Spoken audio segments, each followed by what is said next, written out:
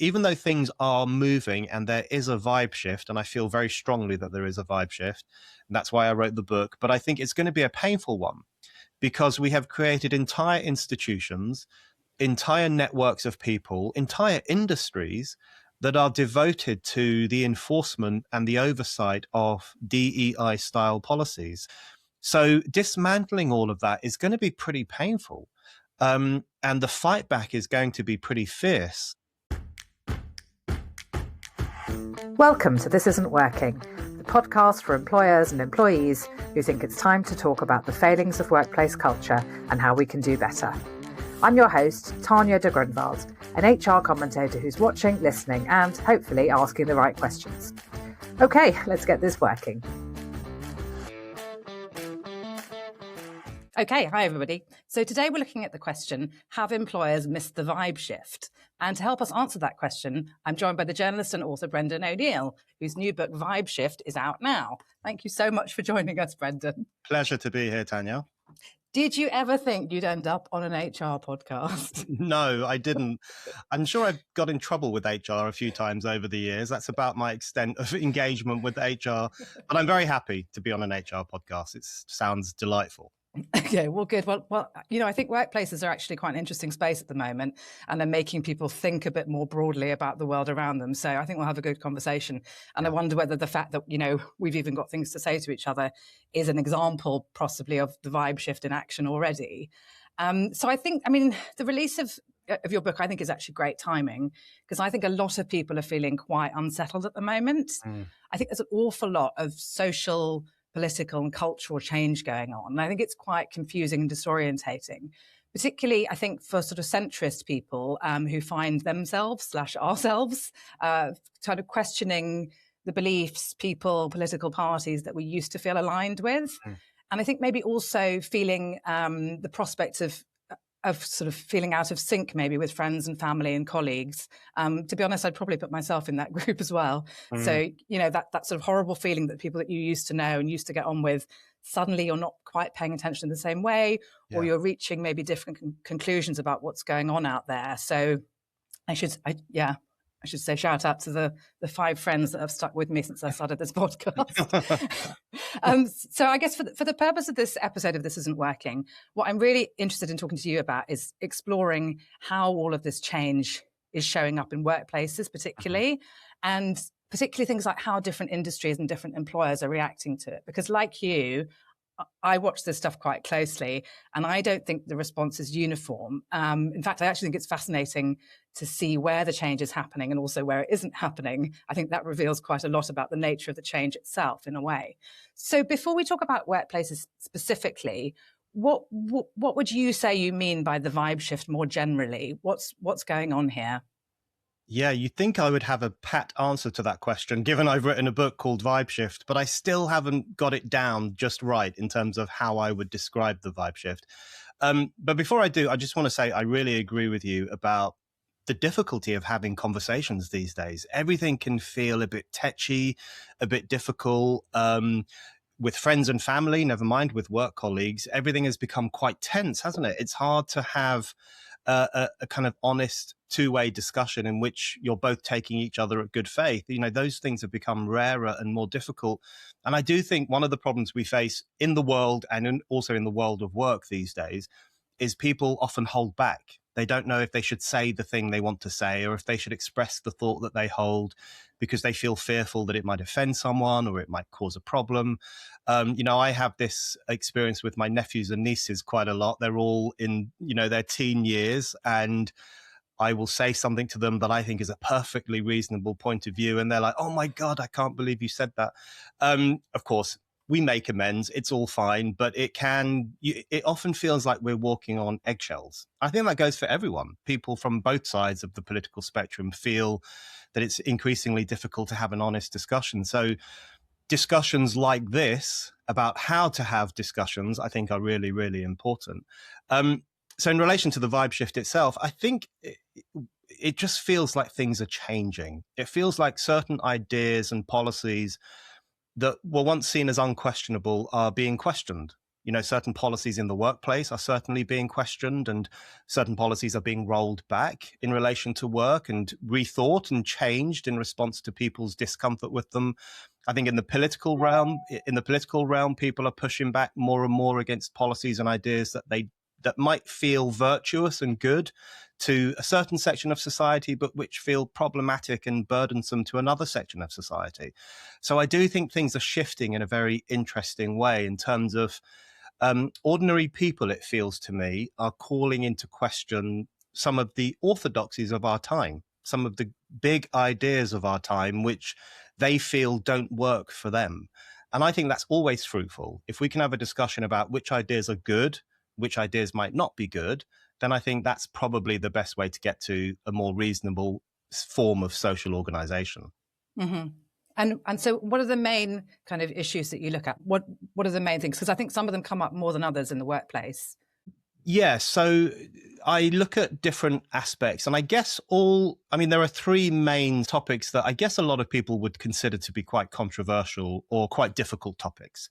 So I look at the issue of the transgender issue and the question of what do you do when there is this clash between one section of society that wants to express itself in a particular way and another section of society which says, well, actually, that encroaches on my territory.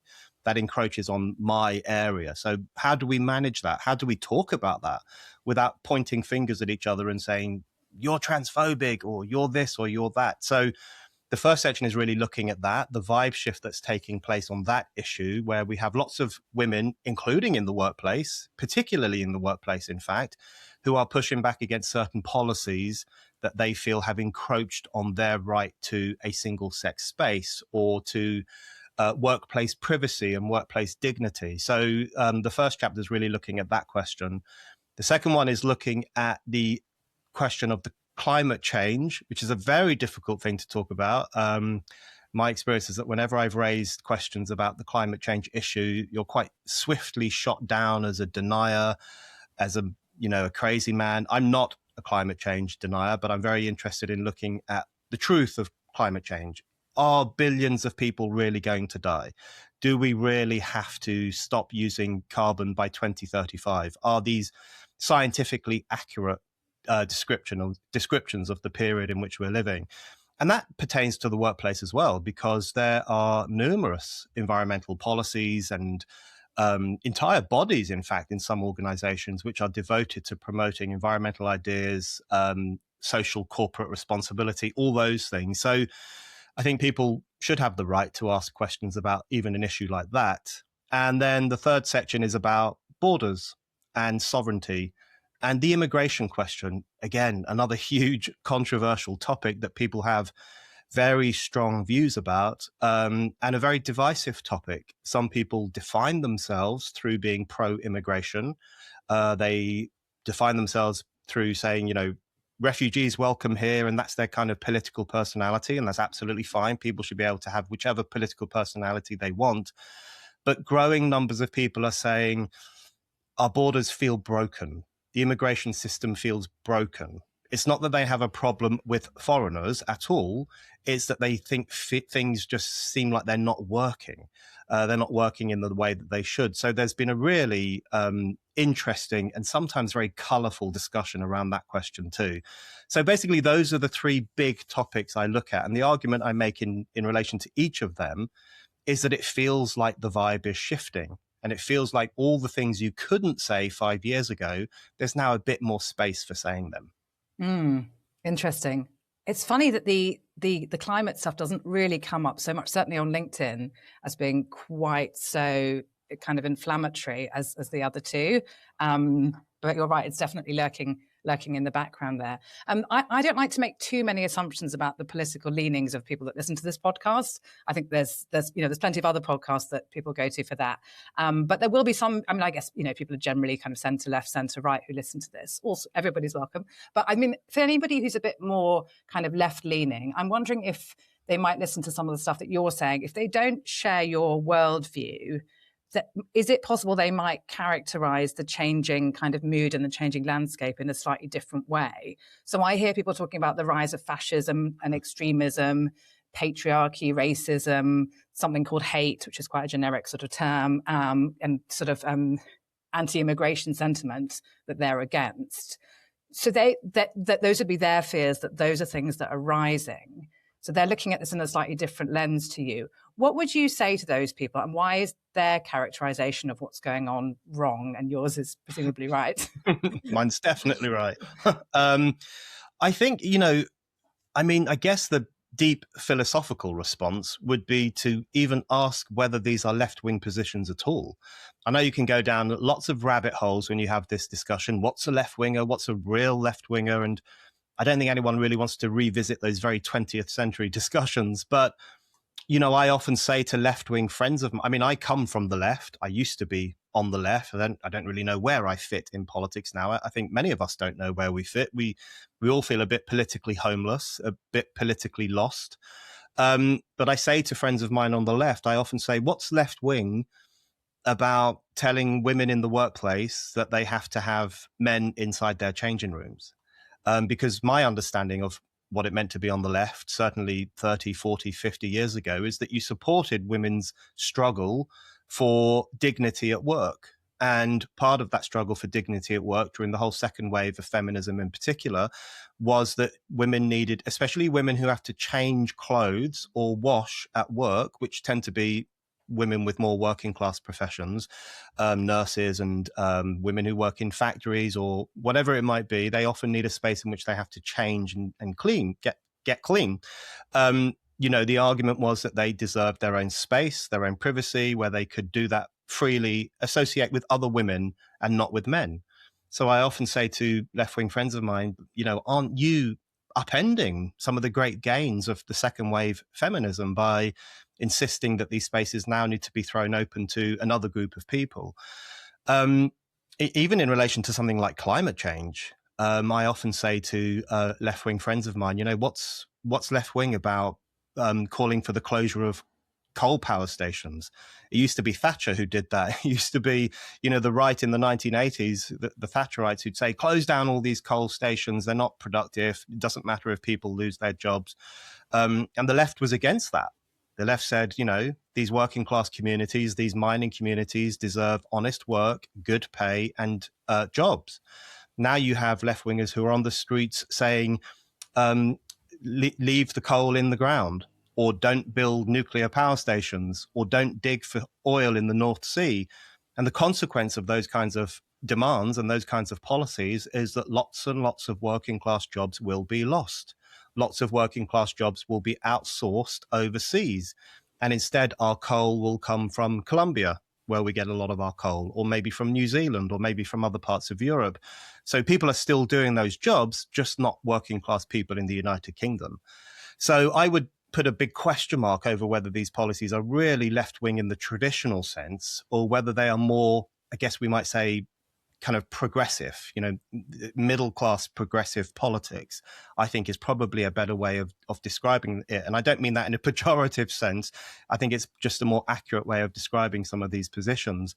But you're right to say that some on the left do talk about it as kind of fascistic, the return of the far right.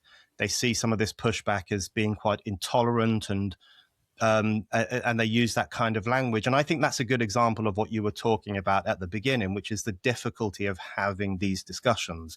Because when your instinct is to shoot people down, to demonize them, to say, not only are you wrong, but you're beyond the pale. You're not worth listening to. You are morally unworthy to take part in this discussion. When you do that, you just close down the whole possibility of debate and the whole possibility of coming to a position where we might agree to improve society in a particular way. So yeah, you're right. There is that response. And I just think it's unwarranted and it sometimes has a censorious impact. Okay, you've made your case well. Let's assume that your concept of the vibe shift is the right one. In terms of the sort of the people, organizations, brands, industries, employers who might have, who should have noticed the vibe shift, who do you think has spotted it and who do you think has missed it?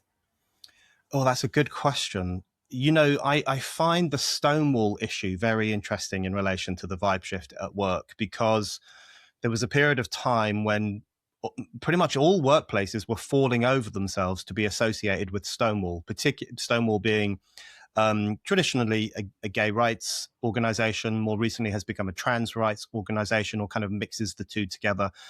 And for years, people were falling over themselves to become a diversity champion. So if you were a big corporation or a hospital or a school or a university or a government department even, or sections of the BBC, all of them were falling over themselves to be recognized by Stonewall as a diversity champion, which meant you had to demonstrate that you were providing the right spaces for people, you were providing people with the support they might need, and then Stonewall would give you a tick.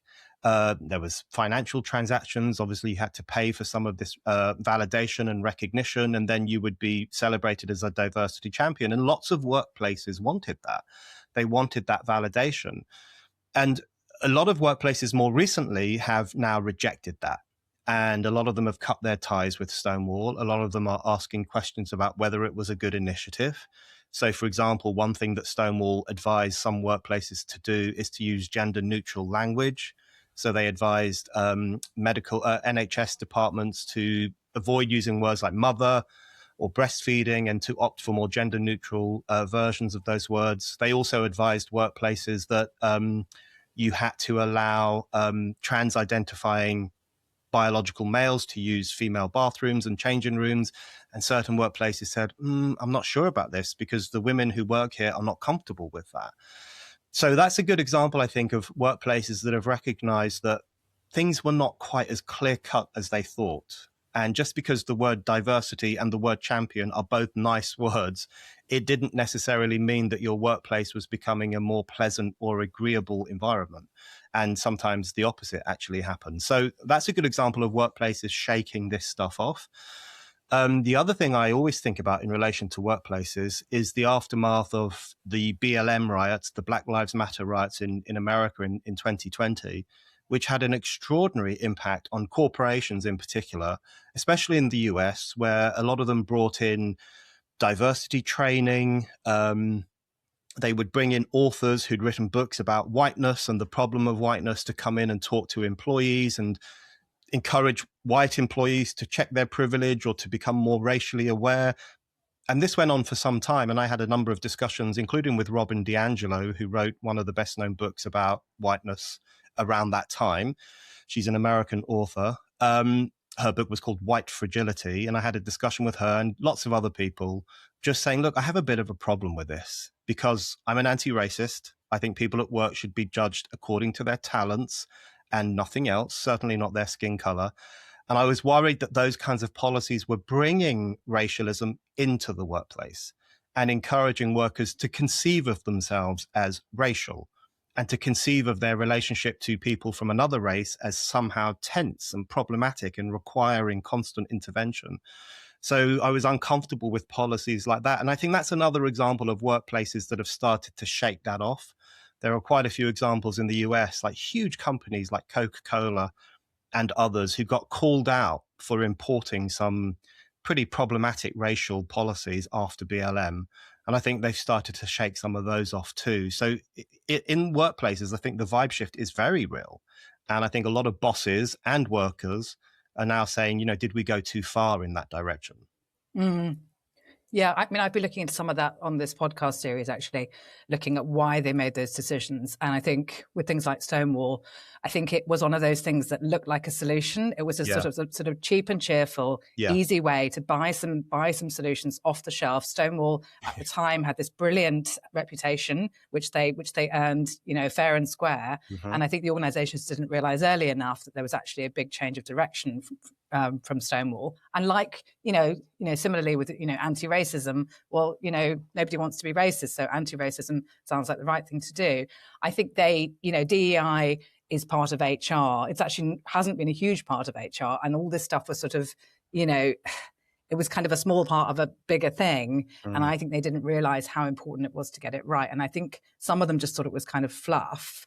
And it turned out to be, I called it toxic fluff in one interview, which I think I'm not sure I need to, but I think they just didn't realize how serious it was and how how much legal risk it creates as well. Not only that, I think it's actually been really bad for things like retention, particularly of middle-aged female staff. Yeah. I think a lot of people have left the workplace. A lot of sensible people have left because they tried to push back on this stuff. Some of them are still there, more in the private sector, I think. But I think they were there and they did push back. And I think where the organizations went wrong is they just went all in with one kind of narrative. And then they're now having to think, oh, actually, did we fail to listen to enough voices there? I think that's more what's happened. And my answer to my own question, which I've just asked you, is, in terms of who's spotted it and who's missed it, I would say the private sector is very clearly ahead now. As well as having this podcast, I've just started a new business network called This Is Working. And we had our second meeting earlier this month to talk about, is HR holding back British business? And we had a really good conversation there. And it was the private sector again who turned up. And it was them who was saying, this stuff, we've all got bogged down with all this social policy stuff. This is really political stuff. Nobody ever wanted it here. It's bad for business. Customers hate it. Employees hate it. It's actually really bad for our culture. We've now got problems with activist staff. We've got boycotts. It's turned into a bit of a nightmare. And it's the private sector. It's the profit driver, which is leading people out of it. The public sector is still in a pretty terrible way. The charity sector's in a bad way. I think you've seen that over the trans issue with Girl Guiding and the Women's Institute.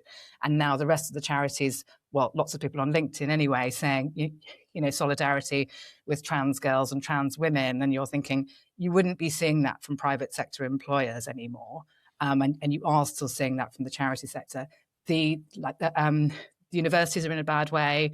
The arts are in a bad way. Structurally, the arts are in a really bad way. I know you've interviewed Rosie Kay from Freedom in the Arts, who's a good friend of mine as well. And she's kind of, dismantling the various bits of the arts world and how all of these ideas have kind of got baked in and how difficult it's going to be to get them out.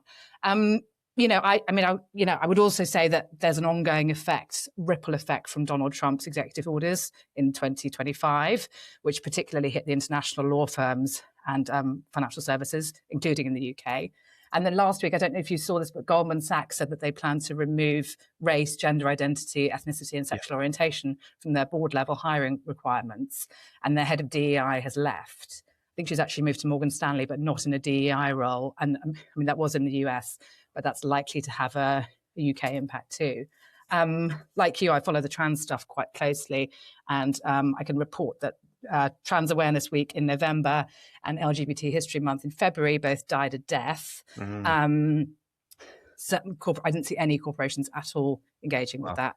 And there's a careers fair called National Student Pride, which I've never been a huge fan of because I think it's a bit weird to create a separate careers fair for LGBT young people. I think we're fostering fragility there when I think we want to be building resilience and integrating more. But that seems to have ended. It's kind of, they've packed up after, I think, 21 years. They suddenly found they'd lost all their sponsors. And the ones that had stayed, I think they had a problem with, they lost further sponsors when they introduced a kind of ethical sponsorship policy, which was under pressure from activists. So they ended up refusing funding from organizations who had links to Israel and with the fossil fuel industry. So they probably got rid of the few that would have kept paying. We're kind of starting to see that kind of idea of this progressive kind of movement sort of starting to eat itself in a way. And they ended up kind of soaring off the branch that they were sitting on, basically, in the end. But I'm not sorry to see that one go. It's so interesting to hear you talk about some of that reaction, because I don't know this stuff in as much depth as you do, of course, but to hear about what you're hearing at This Is Working and the work that you do there is actually quite heartening, because if corporations and businesses and the private sector at least is starting to ask questions about this, that's a good thing, I think, because I think some of these policies did have a divisive impact, and they did have a problematic impact on how workers go about their daily working life. You mentioned, the growing problem that existed for some time, I'm sure it still does, of activist employees. And I think that was a real problem for some big corporations. I mean, the two examples that stuck in my mind were at Spotify and Netflix, because at Spotify, you had all these young people coming in straight out of university. They probably went to good universities where they were, trained to be very socially aware and very interested in so-called social justice. then they'd go to Spotify and they would refuse to upload a Joe Rogan podcast, or they would say, I don't think we should have this singer on anymore on Spotify because he's got problematic ideas or a problematic past. And it just became a problem for Spotify that it had those kinds of people working there, because this is a huge, vast platform. People may be listening to this podcast on it, if you're on Spotify, which wants to publish material, which wants to publish stuff for people to listen to. So that became a problem. And at Netflix, there was a famous protest by Netflix employees and their allies against the Dave Chappelle comedy special, because Dave Chappelle, an American comedian, makes fun of everyone, including trans people, including black people. He's a black man himself, but he makes fun of everyone. He's also very, very funny and hugely popular. And they had this problem at Netflix because they wanted to put his show out, and there was this reaction. But Netflix held the line and said, listen, this show's going out, and if you don't like it, you can find work somewhere else. So I think the problem of activist employees became a real bugbear for the private sector, because, you know, this is not a university campus. This is not somewhere where you can while away your time in between lectures, sitting on the quad and making a spectacle of your virtuous positions and your political beliefs. That's not what the workplace is for. The workplace is for working. And in order for it to work in that way, you need to have good connections between employees. You need to have a sense of trust. You need to have a positive relationship between workers and employers, so that workers don't feel like they're constantly being told off by their employers for having the wrong views or behaving in the wrong way. All of those policies, it seems to me, were fundamentally destructive of work itself. So the fact that there is pushback in those areas is incredibly positive. And you said earlier that women of a certain age in particular kind of came out on the wrong end of a lot of this stuff, and companies weren't retaining them. It's so interesting to hear that, because I think women have been at the forefront of pushing back against some of these policies. In the arts world, there's Rosie Kay, of course, but then in other work worlds, there's Maya Forstater, there are the Darlington nurses, there's Sandy Peggy. These are all women who have said, look, enough's enough. And you've got to restore our workplace rights and our right to have these discussions and get back to doing the job, rather than trying to make us think a certain way. Yeah, for sure. I think there's a bit of a, I noticed it among women on LinkedIn, that the women that haven't noticed the vibe shift, the supposed women's sort of champions, the thought leaders on women's stuff, I'm not sure they've actually had a new thought for about 5 to 10 years. But anyway, they're still talking about the patriarchy and equal pay.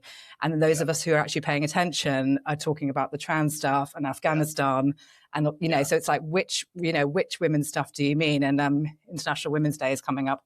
It's on the 8th of March, and I'm always dreading it because it's dreadful. But that really splits women again. And it's like, which women are noticing the vibe shift and which aren't. I wanted to ask you, what role do you think class plays in terms of who has sensed or missed the vibe shift, particularly, again, thinking about organizations? I wonder if organizations with a more mixed workforce are pulling out of this, or more likely to see those clashes coming up. What do you think?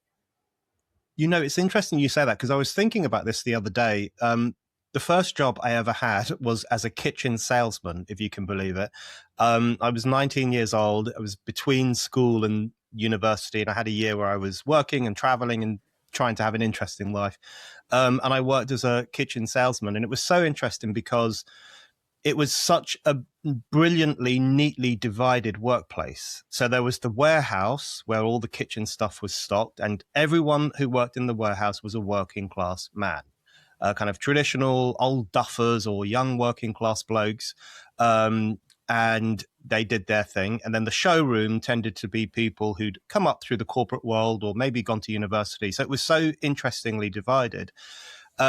And there were tensions, in fact, because in the warehouse, the working class men would use words like darling. And they would say, especially to the young women who would come from the corporate area to go and ask them if they could get something for a kitchen, they would say, oh, of course we can, darling. And it created these kinds of tensions. And even though I was very young and wet behind the ears at the time, and I was on the other side, I was on the side of the showroom, it made me feel uncomfortable that the people in the warehouse were being treated suspiciously or looked upon in a wary way just because they used certain words or spoke in a certain style. None of it was ever intended to be derogatory. It was actually incredibly kind language. And it was the kind of language that a 55-year-old bloke from a certain part of London is used to using. So even back then, I just felt uncomfortable by some of the HR interventions. And there were HR interventions. This is going back a long time in relation to the language that some of these men were using. And it was a class divide, very much so. And I think you probably see that in workplaces now, especially where there are mixed workplaces. I think there probably is more common sense at those workplaces because it's not overrun by the kind of university ideologies or that kind of bourgeois activism, whatever we might call it. But there's probably tensions in some of those workplaces as well, I would imagine, because people come from different walks of life, have different approaches to language and speech and how to express oneself. So there might be tensions in those places too. But I think class is an important part of all of this. I'm always interested in the fact that if you look at universities, for example, it tends to be the Russell Group universities where these ideas are most common, the kind of slightly cranky ideas that we're talking about. You will find them expressed at Oxford, Cambridge, Durham. When I've spoken at those universities, I've often been protested against and called a transphobe because I believe in biological sex and so on. Whereas if you speak at the red brick universities, very good universities, but they tend to have more working class students, you often don't see this kind of stuff. People are just studying. They're just doing their exams. I don't get protested against at those universities. They're very placid, normal places. And then if you go to the former polytechnics, there's very little of it. You don't see this kind of attitude. So I'm interested in how some of these ideas have become almost an in-group mentality amongst influential sections of society. So the way in which you demonstrate your virtue or demonstrate your worthiness to be part of, the upper sections of society, the good sections of society, you do that through adopting some of these ideas, through becoming an activist employee, or through wearing the right pronoun badge, or through saying trans women are women and taking, insisting on pride celebrations at work. That's how you demonstrate your worthiness for the kind of in-group influencers in society. And I think that's become its own kind of self-reinforcing class of people. Outside of that, I think amongst normal middle-class people and normal working-class people, there is probably far less appetite for some of this thinking. Mm. Yeah, I'd agree. I think there's also, you see a difference between the politics and the way that things are expressed by people in the head office, for example, versus the shop floor. So retail, I think, is a really, really good example of that. Did you see there was the Sainsbury's Christmas card, which had something like, "This Christmas I'm identifying as a Grinch." Yeah. And one person complained about it, who said it belittles the identity of trans and non-binary people, and the card got pulled in the end. Wow. But I mean, I thought it was really interesting because a lot of people will have approved a card like that before it hit the shelves at a major supermarket. So not only was clearly that was approved by people at Sainsbury's, but there was also a publisher who somewhat ironically called Emotional Rescue, I found out today. And then there was an illustrator, a company called Paper Salad. Anyway, they all ended up apologizing, which may or may not have been the right call. But I just thought it was more interesting that it had even hit the shelves, because a lot of people would see a card like that before it hits the shelves. And presumably people thought it was funny. And I would say those people, I'm just thinking about what sort of people those are likely to be. And I think there was probably a better mix in that decision-making procedure, that sort of supply chain. And then it suddenly hit the press office, who panicked and thought, we need to apologize, because press marketing teams tend to, again, be from that university-educated section, like the DEI people and the HR people. And they panicked, and then they pulled it, and they will have had to pulp it. There'll be a financial impact from doing that. Then there was bad press and the Telegraph and the Mail and all sorts of people who probably would have bought it. Frankly, probably would have done quite well, that card. Is it offensive enough to pull it? Because some people don't like it. I'm not sure it was the right call, but I just thought it was interesting that it even ended up on the shelves, because I'm not sure that would have happened even 2 years ago. We even would have ever seen it on the shelves. Yeah. And you reminded me of that story, which there are so many of these stories that you can you forget a lot of them. but it always makes me think of just, we live under a tyranny of the easily offended. I mean, that's the system that we've had for quite some time now. I think it's breaking down. I think people are just getting a bit tired of this, but that's what we have had for some time. We can't rearrange the entire infrastructure of social life around the personalities or the outlooks of very small groups of people. That's not how a democracy works. That's not how a workplace should work either.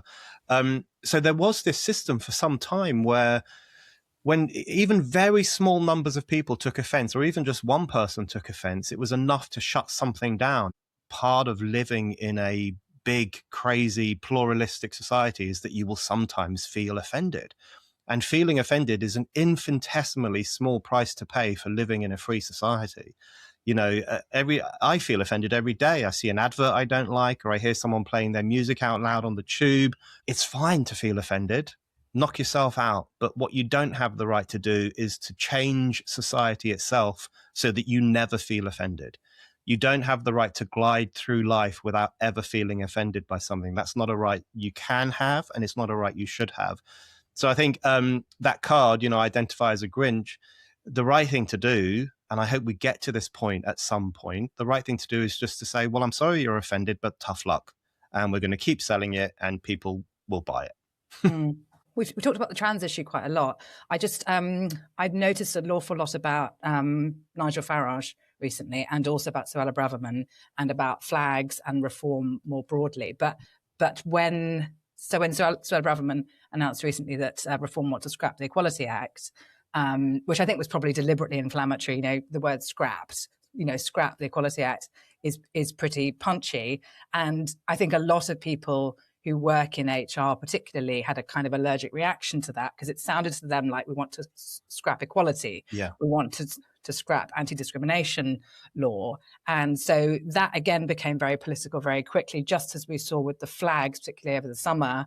Lots of stuff around, national, what it means to be, national identity and national pride, and flags up all around the country.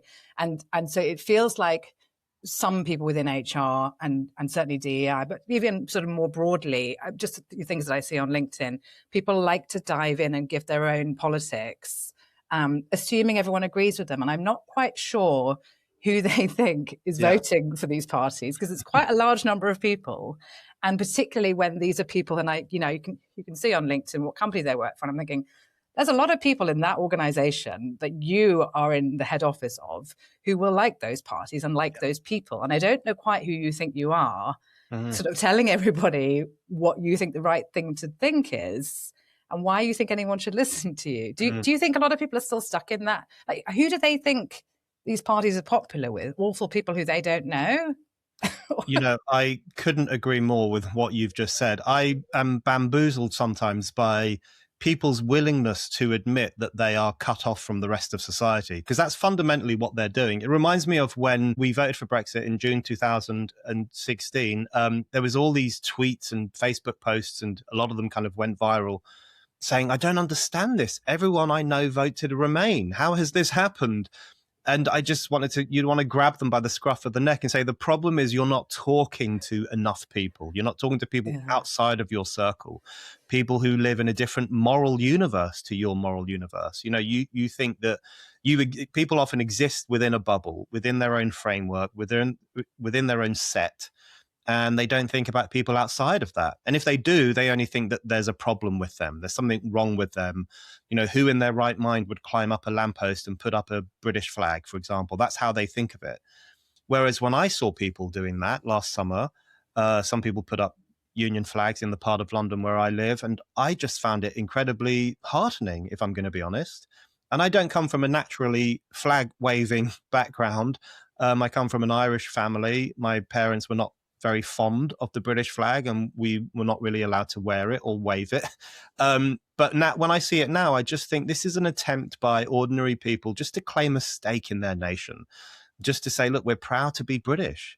And the idea that it's some kind of fascistic expression or some racist expression, I just don't buy that. And when I saw it in the area in which I live, people were having fun, raising the flag and saying, look, this is the United Kingdom and it's a good country. What's interesting about the people inside the kind of those enclosed bubbles who look at those people as aliens is that they do flag waving themselves. They wave the pride flag at every opportunity. They wave the Palestine flag. They have their own flags, which they like to put up in their front room window or wave. It hangs at the arts institutions where they go every Saturday. The BLM flag, the pride flag, the trans flag, they call the people who fly the British flag, they call them flag shaggers. But you could just as easily make that accusation about, these kind of bourgeois sections of society who do some flag shagging of their own, and fair play to them. Knock yourself out. So yes, there has been that extraordinary tendency of people to look upon the rest of society with complete mystification and just a complete lack of understanding and a lack of empathy. Whatever happened to empathy? Whatever happened to recognizing that people have different beliefs to our own? People have different moral priorities to ours. People live differently, think differently, believe differently, worship differently. I thought that was part and parcel of living in a diverse society. And yet there's always this shock and alarm amongst, probably in the HR set to a certain extent as well. There's always this shock and alarm that, there's someone in the workplace who's going to vote for reform, or there's a man on the factory floor who wears a union flag around his shoulders. I just think we need more understanding in relation to all of these issues. That kind of intolerance for people who think differently is such a busted flush. And going forward, we just need much more shared understanding. It's also funny to see people who just haven't been paying attention, who I think are looking at 2026 through what I would call a 2019 lens. Yeah. And I think I saw there was a video from the insurance company AXA, which appeared on LinkedIn recently, which was their it's called Open LGBT Staff Network, and it was honestly like something you would have seen in kind of 2017, 18, 19, and they had 4 really senior people there. There was their AXA CEO for UK and Ireland, the Group Chief Underwriting Officer, the CEO of AXA European Markets and Health, and, somewhat surprisingly, AXA UK and Ireland's Chief Risk Officer. And it was like stepping back to 2019, where it was all the progress flag, but it was an awful lot about, it was basically pro-trans without any feeling that anybody who works at AXA might not be into this stuff. And it was like, where have you guys been? We want to represent the world. We are a global organization, and we pride ourselves on being able to serve our clients. Our objective is to drive progress. It's part of our culture. It's part of what AXA stands for. The notion of inclusion is deeply rooted in our DNA. This is a movement that is currently a little bit under attack, so it's important that we as companies and as leaders stand up and be authentic in our voice and make sure that all of our colleagues, all of our customers and all the communities that we operate within understand that we represent all of them. And it's great to see this community of people coming from all around the world to celebrate Pride. I think it's a real commitment from the company, from AXA, and it really shows that we care about people feeling like they belong. Collective knowledge is the best knowledge. AXA has very strong values that cross all through the history of the company over the last 40 years that really anchor us being an entrepreneurial space for everyone and everyone's ideas to bring forward and be part of the organization. It can feel very lonely to be the only voice in the room. And when we come together in a group like this, you feel the dynamic, you feel the positivity, you feel that there are others like you. We come from all different parts of AXA. When we go home to our entities, we're actually bringing that one AXA spirit everywhere. But I think it's really important to remember what we do within AXA is it sends a big signal out to the wider industry and wider society and to people's lives outside of work as well. So let's never underestimate the importance of what we're doing.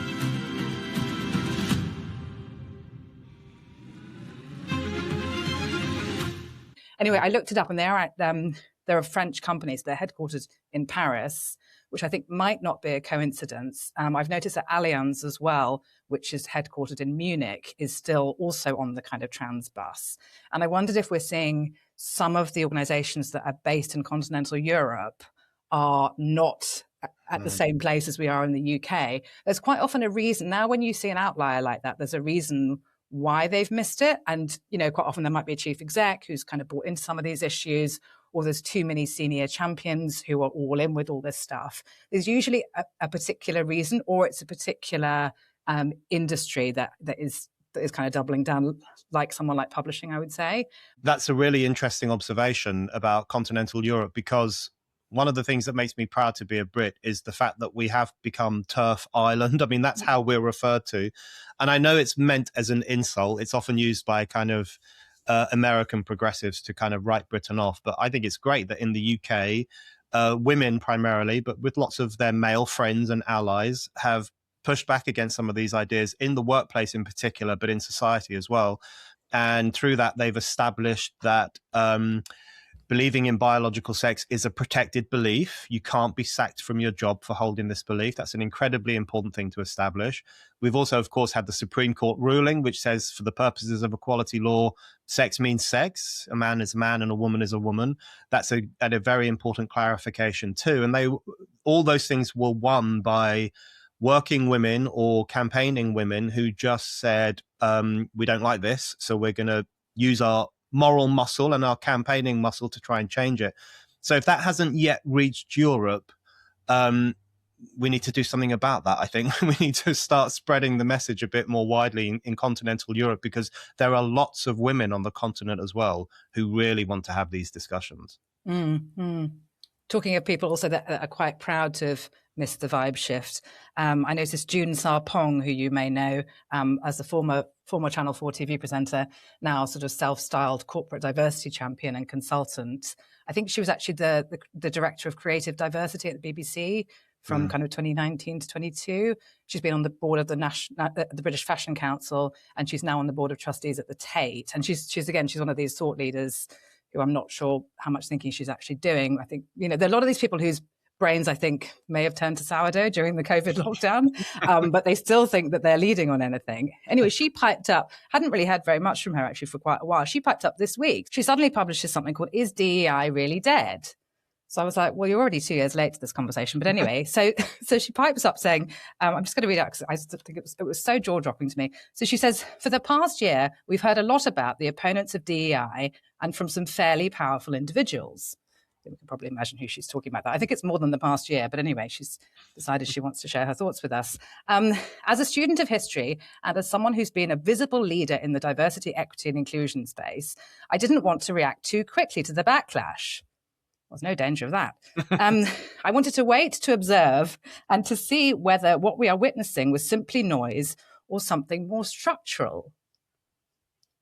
What? Obviously, it's structural. Anyway, now, a year on, it feels like the right time to ask and possibly, dare I say, answer the question openly, is DEI really dead?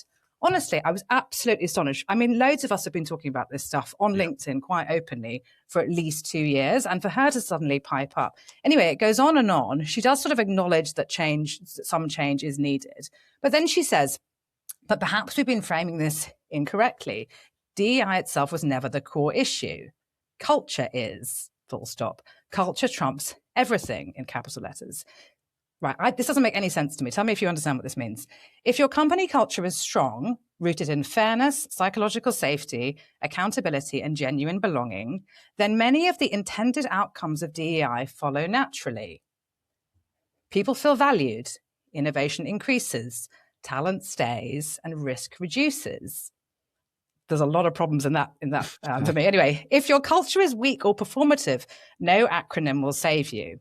I actually don't know what she's talking about, because it doesn't, and the reason it doesn't make any sense, I think, is because she's looking at 2026 through a 2019 lens, and she just can't make any sense of what she's saying. So what she's saying about, this idea that if your company culture is strong, what on earth she means by that? Presumably people that agree with her are strong in your company, rooted in fairness, psychological safety, which has got at least 2 different meanings to it, which are completely conflicting, and genuine belonging. Belonging of who? Presumably not people that disagree with her. Then many of the intended outcomes of DEI follow naturally. No, they don't. No. People feel valued, innovation increases, talent stays, and risk reduces. That's not true. It's only if everybody is being, if we're keeping the boundaries and rules and everybody's allowed to be their whole selves at work. Actually, I don't think anyone should be their whole self at work. But anyway, risk certainly doesn't reduce if you bring in all of this really divisive stuff and make everyone else who disagrees with you shut up. So I don't know what she's talking about. It just doesn't even make any sense. Do you have any thoughts? It sounds like a collection of platitudes to me, just kind of, wishy-washy platitudes put on paper to make it sound good. But it's very unclear what point exactly that she's making. I really agree with you. People should not bring their whole self to work. I think it's so important, in fact, more important than ever, that we maintain a distinction, not just the work-life balance, which is important, but a distinction between our public life and our private life. The person we are in public, and that might just be in a workplace, or it might be in the public realm, people like you, and the people we are in private. It's so crucial that for our own moral health, that we maintain a distinction between those two things. So I've always hated that slogan, bring your whole self to work. No, don't. Just come to work, do your job well, be friendly, make friends, go home. That's what you should do. But I think, but it's so interesting, you quoting June Sarpong there, because I've been thinking about this, not in relation to her, because I'd slightly forgotten about her. She used to be quite a good presenter, actually, on Channel 4. Then she went really down the kind of DEI stuff at the BBC and elsewhere. I've been thinking about that whole layer of the ruling classes that we have created over the past 10 or 20 years, because there are now significant numbers of people who make their living and who derive their sense of moral purpose through the whole ideology of DEI, through the whole ideology of diversity. And I know diversity is a nice word, but it very rarely means diversity of opinion. It very rarely means diversity of thought. It's kind of just a one-size-fits-all ideology, which is about celebrating the right of people like that to tell other people at work how they should think and how they should behave. So I have been thinking that even though things are moving and there is a vibe shift, and I feel very strongly that there is a vibe shift, and that's why I wrote the book, but I think it's going to be a painful one, because we have created entire institutions, entire networks of people, entire industries that are devoted to the enforcement and the oversight of DEI-style policies. And I'm talking not only in workplaces in the UK, but particularly in the US, where it's a veritable industry, this kind of stuff. And also on university campuses and the NHS. I mean, the complaint people make about the NHS all the time is that if it spent less money on kind of pen-pushing DEI people and more money on good doctors, good nurses, good facilities, then it might be a better service. And I think that's true. So dismantling all of that is going to be pretty painful. And the fight back is going to be pretty fierce. I think that's one of the things we've seen with the trans ideology as well. Society has spent the past 10 years or so telling men who identify as women that they can go wherever they want. And now we're going to have to say to them, actually, you can't. You can't do that. It's not allowed because women have rights. Or we've told kids that if they go on a certain medical journey or certain hormonal journey, that they will change sex. And now we're going to have to say to them, you're not actually going to change sex. That's not what happens. And then when you grow up to be the sex that you identify as, the gender you identify as, you're not going to be allowed to go into certain spaces because we've established in law that single-sex spaces should be for that sex and that sex alone. So we've created so many problems for ourselves in relation to kids, to workers, to new forms of industry that are basically devoted to overseeing human engagement and human relationships. And all of it is going to start falling down. And that's going to create some tensions, but I hope they will be fruitful tensions out of which we might create a better workplace and a better society. I think we've certainly created new problems in the workplace by trying to, we've found the wrong solutions. So we did have some problems before. I don't actually think it was a meritocracy before we brought in DEI. So we were trying to solve genuine problems to do with, attracting talent from certain groups and things like that, making sure that everybody does well and performs to the best of their ability. I think there were problems there. I think we jumped to the wrong solutions, and I think we've now created lots of unintended consequences of that. Just sort of wrapping up, do you think the vibe shift that you describe at a kind of societal level reflects what many of us have started to do as individuals, which is to sort of recalibrate and to kind of switch our brains on and realize that, you know, the country and the world has lots of problems, and that we can't just buy a package of beliefs off the shelves anymore, off the shelf, if we're looking at kind of solutions. Is it everybody individually shifting a little bit? I mean, I always notice I don't use Facebook very much, but whenever I go on Facebook, I get all this stuff, which presumably was what I was into in like 2020. So it's sort of a frozen in time. Yeah. It's all this stuff that I'm now like, what was all this stuff? What was I following? And so it reflects, I think, my movement. Everyone's on a journey. So I think a lot of people are realizing that actually we're all moving a little bit. Is that the vibe shift? It's at the individual level. Yes, I think so. I feel that as well. You know, my WhatsApp groups, even my WhatsApp groups with so-called normies kind of are often buzzing with people saying, what's this about? Have you seen this story? This is crazy. That kind of, there's more openness to having that discussion, whereas I think people would have been a bit frozen with fear to venture into some of those topics even just 2 or 3 years ago. So yeah, one of the points I'm making in my book is that it feels like the gag around our mouths has been loosened a little bit, and people are now feel a bit freer to say the things that you supposedly weren't supposed to say. But I guess the core thesis of my book, which is an overblown word for what is a very slim book, but the core thesis is that the vibe shift, very thin, the vibe shift has been brought about by ordinary people. I really think that's an important point to bear in mind, because very often the vibe shift is credited to Donald Trump because he swept into power for a second time and put out all these executive orders, or it's credited to the Supreme Court ruling about trans, which was transformative and very impactful. But I think something happened before all of that, which was ordinary people just saying, you know what, I'm not comfortable with this. And in the issue of the trans question in the workplace and in society, that was just basically ordinary women. I don't mean that in an insulting way at all. Everyday women were pushing back. They were organizing protests. They were on Mumsnet saying, look, I don't believe this. Why are we being told to believe this idea? Or at the workplace where they stood up for their rights, kind of a whole new wave of feminism, essentially, where women at work were saying, listen, give me a space in which I can get undressed and change my clothes. That fundamental right had to be fought for all over again. In relation to the climate change issue, I think one of the reasons, one observer calls it climate hawkery, which is the kind of, you know, those very hawkish climate policies that we had 5 or 10 years ago, where the climate change issue was never off the front pages. Never. It's very rarely on the front pages now. And I think that's also because lots of people have been pushing back against the extreme manifestations of it. So we've had the farmers' revolt. I mean, that's a whole different kind of worker. You know, across Europe over the past 5 years, there have been numerous farmers' revolts where farmers have tackled government policies in relation to the use of nitrogen, the use of fertilizer, which they think will impact on their ability to make food and to earn a living. So that's another shift that's been brought about fundamentally by ordinary people. And then, of course, there's the borders and the sovereignty question. And you mentioned the raising of the flags and people getting on the streets and saying, listen, I'm proud to be British. The flag is not a racist emblem. It's a nice thing, and I'm going to put it at the end of my street.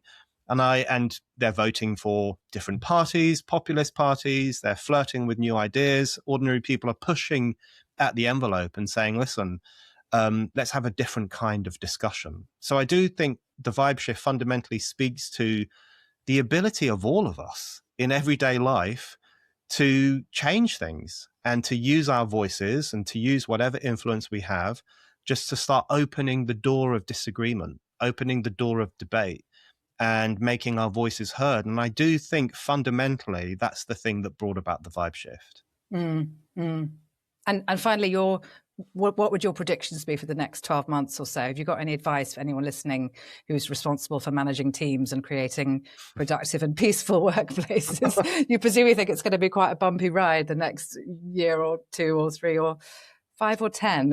What are the big issues that are looming? Do you think it's about national politics? It's looking like the populist right versus the populist left. Is that going to be kicking off in workplaces? Yes, I think it will. I do think it's going to be a bumpy ride. It's not going to be all smooth running. No, there's no danger of that. It's going to be difficult. And there's going to be tensions in the workplace between workers who want to go back to normality and the DEI clique who don't. So all of that is going to play out in interesting ways. It will be interesting to see how it does play out. As I say, it's very heartening to hear what you're saying about private sector pushing back against some of this stuff, because when workplaces start to do it in the round, that's probably the nicest, most peaceful way for these things to play out. I do think one thing that we should keep an eye on over the next 12 months and longer is the question of where workers come from.